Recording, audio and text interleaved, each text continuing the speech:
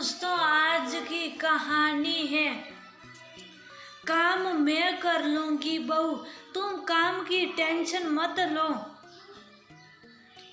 दोस्तों, कहानी शुरू करने से पहले अगर आपने चैनल को सब्सक्राइब नहीं किया हो तो कर लीजिए ताकि आपके पास पहुंच सके हर नया वीडियो।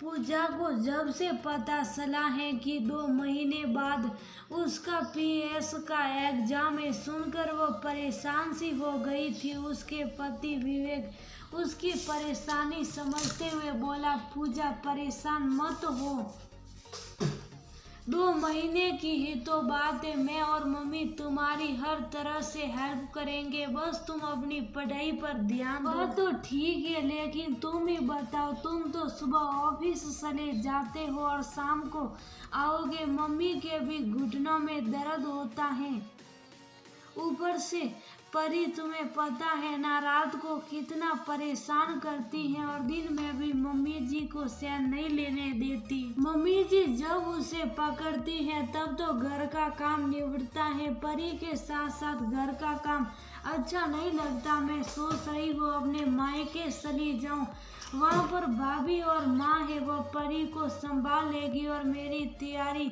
सही तरीके से हो जाएगी। चलो मैं मम्मी से इस बारे में बात करता हूँ, कहकर विवेक चला गया। पूजा की शादी को 2 साल हुए थे। ससुराल में वह दोनों पति पत्नी और सास ससुर थे। 2 ननदें थी जिनकी शादी हो चुकी थी और जेठ जेठानी अपने परिवार सहित वही पास में रहते थे। ससुराल में सभी बहुत अच्छे थे। पूजा की सास बहुत ही सरल स्वभाव की महिला थी। हाँ, उनके घुटनों में दर्द जरूर था, लेकिन जितना बन सकता वह घर के कामों में पूजा की पूरी मदद करवाती। उसके ससुर घर बार के छोटे मोटे काम करवाने में पूरा सहयोग देते थे। शादी के साल भर बाद ही परी पूजा की गोद में आ गई। सास ससुर को तो एक खिलौना मिल गया था। जैसे ससुराल की कल्पना पूजा ने की थी, उससे कई बढ़कर उसे परिवार मिला था। विवेक ने रात को खाने के समय जब सारी बातें बताई, सुनकर पूजा की सास बोली, बहू इतनी छोटी सी बात के लिए तू इतना परेशान हो रही है, मैं और तेरे ससुर है ना, सब संभाल लेंगे। मम्मी जी, ये तो मुझे पता है कि आप सब कुछ अच्छे से संभाल लोगी, लेकिन घर के कामों के साथ साथ परी की देखभाल आप पर सारी जिम्मेदारी डालकर मैं बैठकर पढ़ूं अच्छा नहीं लगता।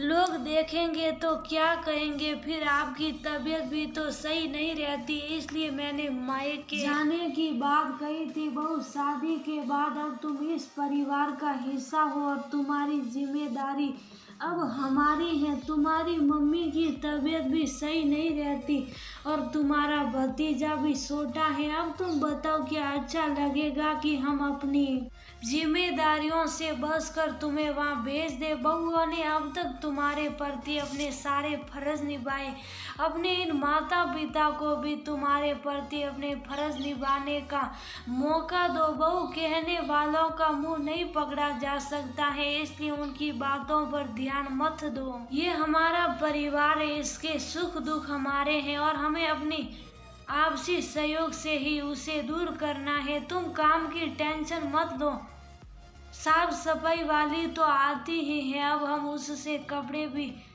धुलवा लेंगे। रही खाने पीने की बात, तो तेरी सास अभी इतनी बूढ़ी नहीं हुई कि रसोई ना संभाल सके, और परी की तो तू बिल्कुल चिंता मत कर।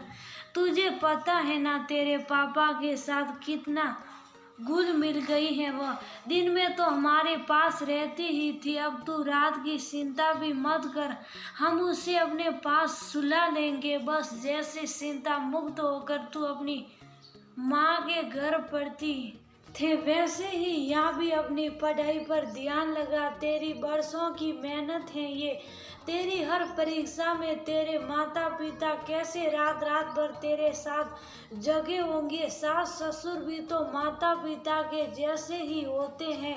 अब तो